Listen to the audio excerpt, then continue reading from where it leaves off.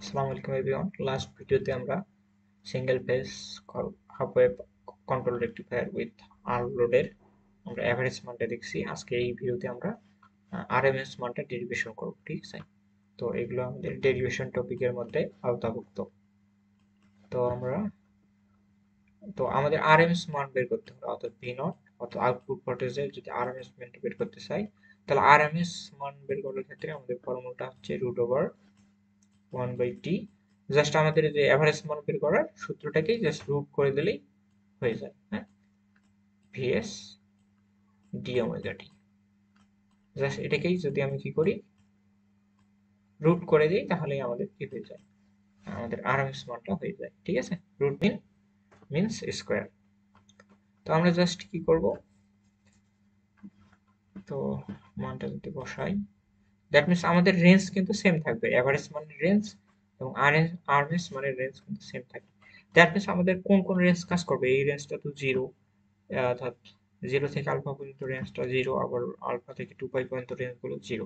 That means এগুলো থাকবে না, শুধুমাত্র আলফা থেকে পাই পর্যন্ত এই রেঞ্জটা থাকবে। ঠিক আছে, টাইম পিরিয়ড 1/2 পাই, ইন্টিগ্রেশন লিমিটটা কত হবে, আলফা থেকে পাই পর্যন্ত। ভিএস বলতে এখানে আমাদের input voltage, VM sine omega T কে বোঝা আসছে, ইন্টু ডি ওমেগা টি। আর যেহেতু আমাদের রুট ওভার ছিল, দ্যাট মিনস পুরোটাকে ব্র্যাকেট দিয়ে আমি জাস্ট উপরে হাফ দিয়ে দিব। ঠিক আছে,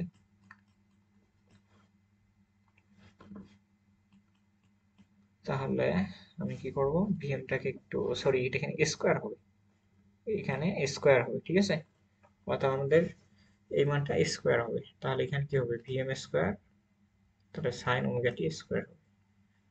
ওকে, তো আমি ওমেগা স্কোয়ারটাকে, সরি, ভিএম স্কোয়ারটাকে সামনে নিলাম, ভিএম স্কোয়ার বাই 2 পাই,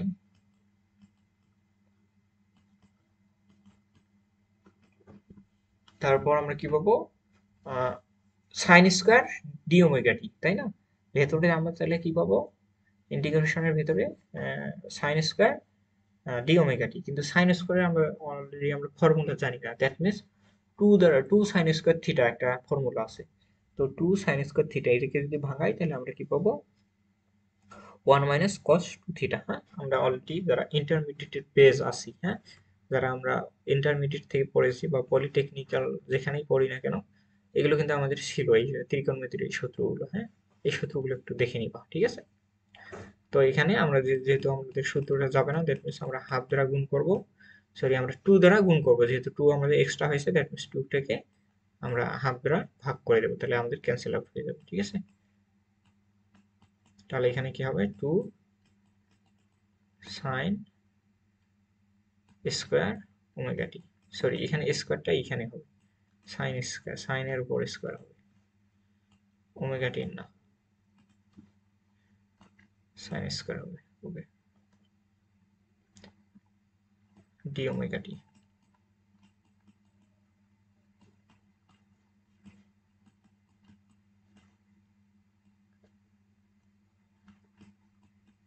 তাহলে এখানে যদি আমরা 2 সাইন স্কোয়ার থিটাকে, একটা সূত্র আছে, এটাকে ভাঙাই, তাহলে আমরা কি পাবো, এখানে হবে ভিএম স্কোয়ার বাই 4 পাই। তো এটাকে যদি লিমিট আলফা টু পাই, এটাকে ভাঙালে আমরা কি পাবো, এই সূত্রটাকে ভাঙালে 1 - cos 2 theta, that means 2 omega t.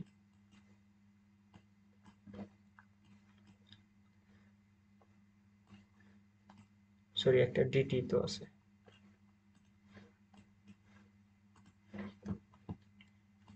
D omega টি।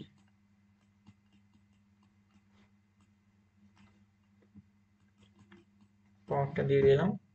তো তারপর আমরা যদি এটা এখানে জাস্ট এখন ইন্টিগ্রেশন করি, তাহলে আমাদের হয়ে যাবে। ইন্টিগ্রেশন করে জাস্ট আমরা একটু সিম্পলিফিকেশন করব, তাহলে আমাদের ফাইনালি আরএমএস মানটা বের হয়ে আসবে। তো এখানে যদি ইন্টিগ্রেশন করি, দ্যাট মিনস 1 কে ডি ওমেগা টি এর রেসপেক্টে ইন্টিগ্রেশন করলে আমরা কত পাবো, 1 কে আমরা ডি ওমেগা টি এর রেসপেক্টে যদি ইন্টিগ্রেশন করি, তাহলে আমরা পাবো জাস্ট ওমেগা টি এই পাবো।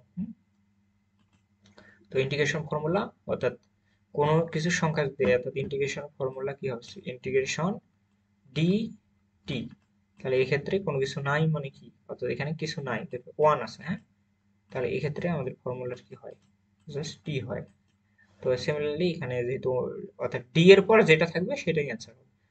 ইন্টিগ্রেশন ওয়ান ইন্টু বা কোনো কিছু সংখ্যা না থাকলে, অর্থাৎ কোনো চলক না থাকলে, হ্যাঁ, এক কথা মনে রাখবো, কোনো চলক যদি না থাকে ইন্টিগ্রেশন তারপর ডিটি, ডি ডি এর পর ব্র্যাকেটে যেটাই থাকবে সেটাই অ্যান্সার হবে। তো আই থিঙ্ক এই আমরা যারা ইন্টারে ভালোভাবে পড়ছি, হ্যাঁ, ক্যালকুলাস অধ্যায়টা, তাহলে ইন্টিগ্রেশন ডিফারেন্সিয়েশন এসব বিষয় তারা হয়তো বা এই সূত্রগুলোতে অনেকটা এক্সপার্ট আছে। ওকে, তো এখানে আমরা পাবো ওমেগা টি, আর এর লিমিটটা হবে আলফা টু পাই, তারপর এটা হবে মাইনাস, তো sine sorry cos two omega টিকে ইন্টিগ্রেশন করলে আমরা পাবো sine two omega t by two. ঠিক আছে, তো এই রেঞ্জটা অবশ্যই দিলাম আলফা টু পাই, দুইটাই আলফা টু পাই রেঞ্জের হবে। তো তারপর আমরা ব্র্যাকেট ক্লোজ করে হাফটা দিয়ে দেব পাওয়ার। তো এখানে যদি আমি আরেকটু সিম্পলিফাই করি বাই ফোর পাই, তো এটাকে সিম্পলিফাই করলে আমরা কত পাবো, অর্থাৎ ওমেগা টি এর জায়গায় রেঞ্জটা বসাই দেবো পাই মাইনাস আলফা। তো আই থিঙ্ক আমি ইন্টিগ্রেশনটা ডিটেলস বলতেছি না, আমরা যারা, আমি ধরে নিলাম আমরা সবাই ইন্টিগ্রেশন পারি, তো এই কারণে আমি ডিটেলস বলতেছি না। তো ইন্টিগ্রেশন প্রবলেম থাকলে একটু কমেন্টে জানাবা, ইনশাল্লাহ আমি নেক্সটে ইন্টিগ্রেশনের বিষয়টা ক্লিয়ার করার জন্য ইন্টিগ্রেশন রিলেটেড ভিডিও দেব। ঠিক আছে, তো হাফটা কমন নিলাম, সরি হাফটা সামনে আনলাম, তারপর লিমিটটা বসাই দিই sine two pi, omega T এর জায়গায় লিমিট গুলো বাড়বে, sine two pi minus sine two alpha হবে।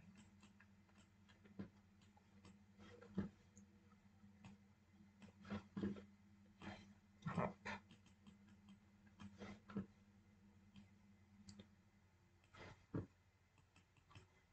তো এখানে আমি যদি একটু ভাঙাই VM square by four pi, just ক্যালকুলেশনের দায়িত্ব তোমাদের, হ্যাঁ, জাস্ট আমি জাস্ট সিম্পলিফিকেশনটা প্রসেস গুলো একটু দেখাই দিচ্ছি।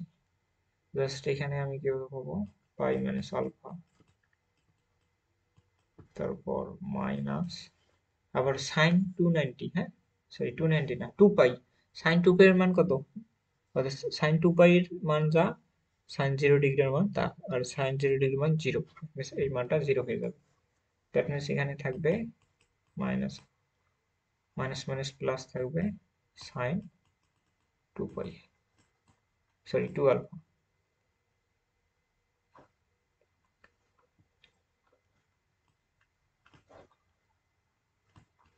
এই হলো আমাদের অ্যান্সার, উপরে হাফটা ছিল হাফটাই থাকবে, হাফের কোনো চেঞ্জ হবে না। এটা হলো ভি অ্যাভারেজের মান।